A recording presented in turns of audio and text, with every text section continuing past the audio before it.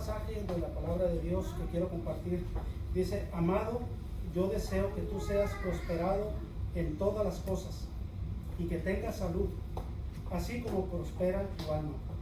Un cuadro muy claro de cómo Dios quiere que nosotros estemos, que seamos prosperados en todas las cosas, que tengamos salud, que seamos sanos de nuestras enfermedades, y hace un paréntesis, un énfasis en lo más importante, así como prospera tu alma. Todo proceso de enfermedad, toda problema, toda contrariedad que nosotros pasamos debe de llevarnos a que nuestra alma prospere. ¿Qué significa esto? Todo cuanto nosotros pasamos debemos llevar a que nuestra alma se una a Dios, a que nuestra alma atienda a Dios, a que nuestra alma se comunique con Dios.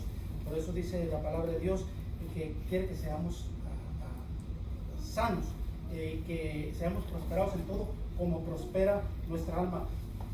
Un escritor escribió: si un cristiano se enferma, tiene la oportunidad de hablar con el Señor para recibir la sanidad que necesita. Puede hacerlo aunque esté recibiendo tratamientos médicos. Y si alcanza una cura a través de la medicina, es obvio que no puede decir que fue sanado mediante un milagro divino. Sin embargo, puede proclamar con certeza que durante su tratamiento médico y a lo largo de su enfermedad recibió el apoyo y la ayuda del Señor. El proceso de nuestra sanidad está en manos de Dios y ocurre de dos maneras. Algunas veces Dios nos va a sanar instantáneamente. Cuando nosotros le pedimos a Dios, Dios va a hacer un milagro divino y nos va a sanar. Y algunas otras veces la sanidad va a estar en manos de la ciencia, en manos de los médicos. Amén. El escritor dice: si tú eres sanado por una cirugía, por medicina, dice, claro que no vas a decir que fuiste sanado por un milagro de Dios, porque fuiste sanado por la medicina. Entre paréntesis, porque la sanidad de nosotros está puesta en manos de Dios. Y Dios a veces nos va a sanar, y Dios a veces va a dejar que la sanidad ocurra en manos de la ciencia. ¿Y esto por qué es? Porque hay veces que nosotros ocupamos un proceso, ocupa pasar un tiempo. Y lo que dice este escritor es que en ese proceso nosotros empezamos a buscar a Dios. Nuestra alma empieza a querer comunicarse con Dios.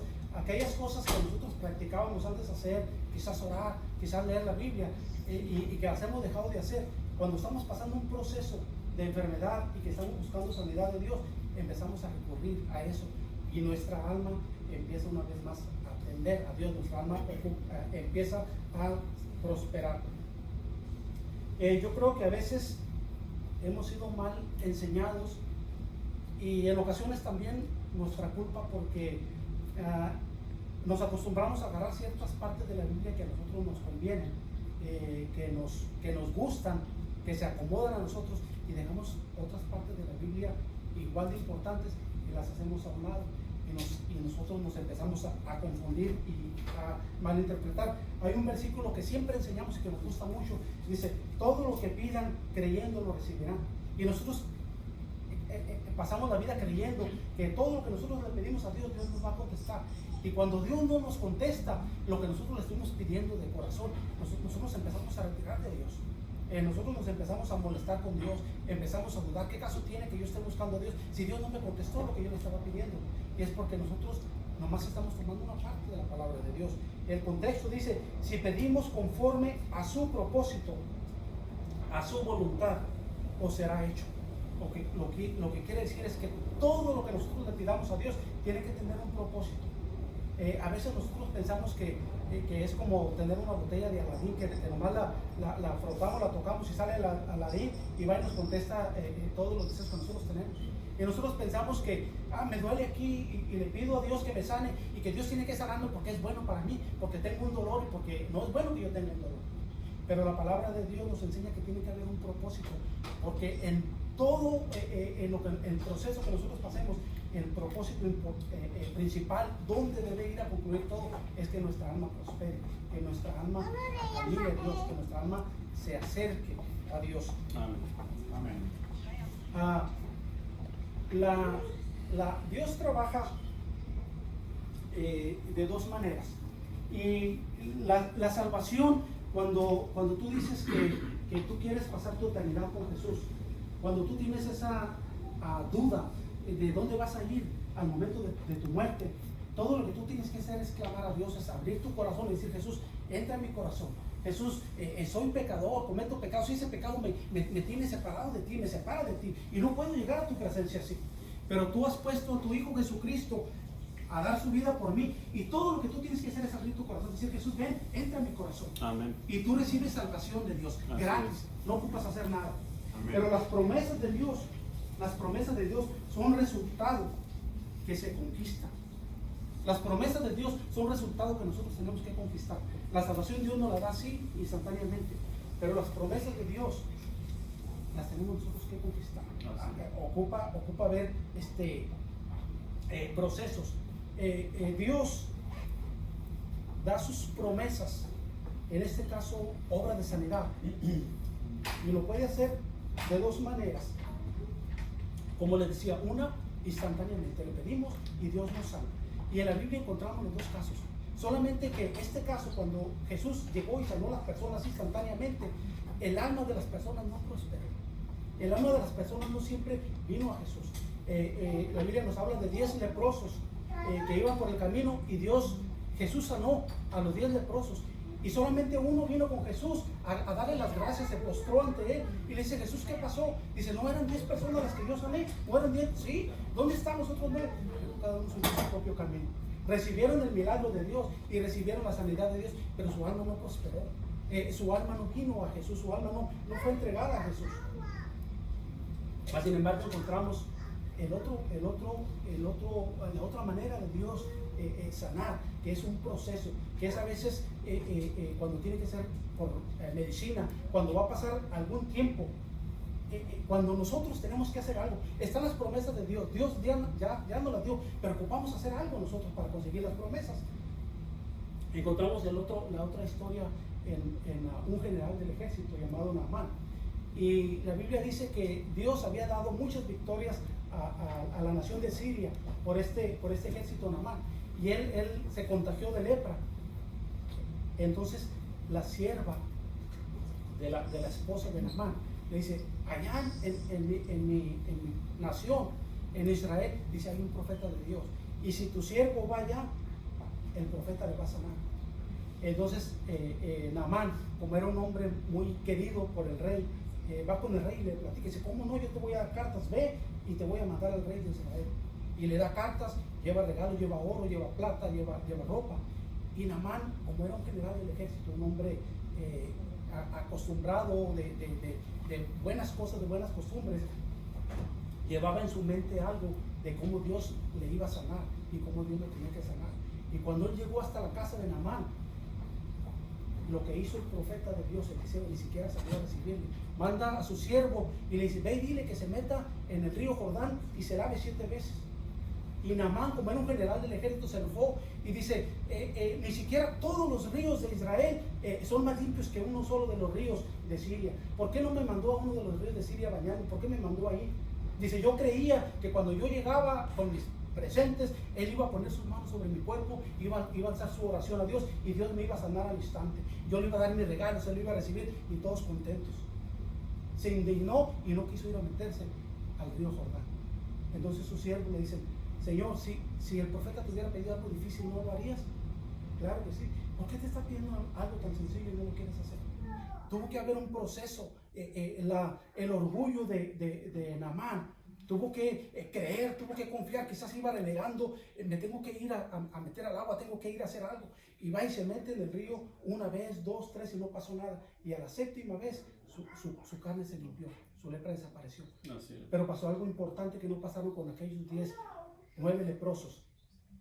Naamán va hasta donde estaba el profeta Eliseo y se arrodilla y le dice: ahora reconozco que solo hay un Dios en toda la tierra, el Dios de Israel. Dice: yo prometo que de aquí en adelante no volveré a ofrecer sacrificio a ningún ídolo, a ningún otro Dios que no sea el Dios de Israel. Dice: que Dios me perdone, porque el rey tiene la costumbre de ir a su templo donde están sus ídolos y sus dioses y se apoya en mi hombro. Y él tiene la costumbre de apoyarse en mi hombro y yo hago reverencia con él cuando él se arrodilla y yo hago reverencia con él, pero yo no lo voy a hacer de corazón, yo no lo quiero hacer porque yo nomás quiero ofrecer sacrificio a Dios. Yo como general del ejército voy a ir a apoyarlo porque es mi responsabilidad, pero no volveré a ofrecer sacrificio a nadie que no sea Dios. Amén. Si el profeta hubiera salido, le hubiera puesto las manos, este hombre quizás hubiera salido igual de arrogante, de orgulloso, y su alma no hubiera encontrado, no hubiera prosperado, no se hubiera encontrado con Dios. Por eso es que Dios a veces ocupa que pasen procesos en nuestra sanidad. Yo sé que nosotros quisiéramos que las cosas pasaran así, pero Dios tiene procesos, tiene planes para nosotros. A veces hay procesos en nuestra vida que van a durar durante toda la vida. Amén. El apóstol Pablo pasó un proceso toda la vida. Tenía una enfermedad y le pidió a Dios que lo sanara durante algún tiempo, y la tercera vez le dice: Dios, bástate mi gracia. Dice: tú andabas persiguiendo cristianos, los metías a la cárcel, tú andabas sembrando muerte, atemorizando a mi pueblo, escondiéndose. Dice: yo te he perdonado, yo te di una oportunidad, tú tienes salvación, bástate que te perdoné, que tuve misericordia de ti. Pero le explicó, no lo dejó así. Dice: porque mi poder se perfecciona en tu debilidad. Porque a veces nuestras almas están dependiendo de un hilo de Dios. A veces que si no pasan problemas nos retiramos y nos alejamos y nos olvidamos de Dios. Y Dios tiene que permitir que problemas durante toda nuestra vida estén pasando para que nuestra alma prospere, para que nuestra alma esté cerca de Dios. Dios prometió al pueblo de Israel que estaba esclavo en Egipto. Dios le prometió una tierra que fluía leche y miel, que había mucho fruto. Pero una cosa pasó. Era una promesa, y como le dije, las promesas muchas veces las tenemos que conquistar. Dios no tomó al pueblo de Israel y lo trasladó por telepatía y lo apareció dentro de la tierra prometida. Dios los hizo pasar por el desierto durante 40 años. 40 años donde ellos tuvieron que tener fe, tuvieron que ver milagros, tuvieron que ver a Dios actuando, tuvieron que olvidar todas las costumbres que traían paganas de Egipto. 40 años pasaron en el desierto. Fue un proceso muy largo. ¿Ustedes creen que Dios no hubiera podido simplemente levantarlos y ponerlos allá? Era una promesa, pero tenía que conquistarla. Y cuando ya hubieran pasado 40 años y que ya estaban a punto, pasa la última prueba. Cuando llegan a la ciudad de Jericó, había unas murallas enormes, muy grandes, y ellos no pueden cruzar. Y dicen: ¿y ahora qué vamos a hacer? Y Dios les pide algo, como a veces nos pide a nosotros, que creemos que es loco. Dios les dice: váyanse alrededor de la ciudad y marchen, toquen trompeta y canten. Y anda todo el pueblo de Israel alrededor de la ciudad. Ya llegamos, ¿qué va a pasar? Pues mañana se levantan temprano y van otra vez. Y al tercero, y cuarto, y quinto, y sexto día, y no pasó nada. Y al séptimo día le dice Dios: ahora van a dar ustedes 7 vueltas. Y ellos van agotados, dudando a lo mejor, otros creyendo, quizás alentándose unos a otros. Era la 7ª vuelta, faltaba media vuelta para terminar y nada había ocurrido. Cuando completaron las 7 vueltas, las murallas cayeron y ellos entraron a tomar la tierra prometida. Así es. Porque a veces Dios nos va a contestar. Las promesas ya las dio. Dios quiere que las tengamos, pero Dios hace las cosas con propósito, no hace las cosas al ahí se va. Y todo propósito, en todo problema, en toda enfermedad, en todo lo que pasemos, tiene que terminar como resultado que nuestra alma prospere. De nada sirve que Dios te sane ahorita a ti de una enfermedad si tu alma se va a perder. Todo tiene que terminar, todo tiene que concluir en que nuestra alma prospere, en que nuestra alma busque a Dios, en que nuestra alma vea a Dios. Yo quiero concluir con esto. El apóstol Pedro estaba en la cárcel. Dice la palabra de Dios que estaba amarrado con 2 cadenas y tenía unos guardias a cada lado. Y luego había 3 puertas con guardias. Estaba custodiado y ya era noche, pero en la mañana siguiente iba a ser entregado al pueblo. Iba a ser puesto delante del pueblo para que el pueblo lo juzgara. Y yo me imagino a Pedro pasando en su mente aquella misma escenario de Jesús, cuando Jesús fue puesto delante del pueblo y la gente actúa mal, la gente es mala y es dura a veces. ¿Qué hicieron con Jesús? Lo crucificaron. Entonces Pedro dijo: me va a esperar a mí lo mismo. Pero hay una cosa muy importante. Había una gente en una casa orando por Pedro. Estaban sus familiares, estaban sus amigos, estaban sus hermanos en la fe, estaban reunidos así como estamos ahorita aquí en una casa orando por Pedro. Y va un ángel y le tumba las cadenas y le dice: Pedro, levántate y vístete, te voy a sacar de aquí. Y dice la Biblia que pasa en la primera puerta con los guardias y pasa en la segunda y la última puerta que tenía hierro que daba a la ciudad. Y lo sacó de ahí y caminó con él una cuadra. Y el ángel desapareció. Entonces Pedro va hacia la casa donde estaban todos reunidos y va y toca la puerta. Y va una mujer cuando están tocando la puerta y reconoce la voz de Pedro, y en lugar de abrir la puerta se echa corriendo y se va adentro a avisarle a todos: ahí está Pedro, Dios lo liberó. ¿Cómo que ahí está así? ¿Dónde está? Pues se me olvidó, dice. Y van y abren la puerta y entra Pedro, porque había un pueblo intercediendo, porque Dios contesta todavía las peticiones, porque cuando dice el apóstol Santiago que cuando una persona está enferma, dice que vayamos y que lo unjamos con aceite y que Dios va a perdonar sus pecados y le va a sanar. ¿Por qué dice que le va a perdonar sus pecados? No quiere decir que cuando le sane le va a perdonar sus pecados. Es que porque muchas personas en el proceso de enfermedad vienen a reconocer que han estado apartadas de Dios y entregan su vida a Dios, y Dios perdona y salva su alma. Es lo importante. Dios te puede sanar a ti de cualquier enfermedad, pero en unos cuantos años te vas a volver a enfermar otra vez y vas a morir, porque esa es la ley de la vida. Pero Dios quiere que en cada problema, en cada dificultad que nosotros tengamos, que vaya a terminar donde nuestra alma prospere, donde nuestra alma vea a Dios.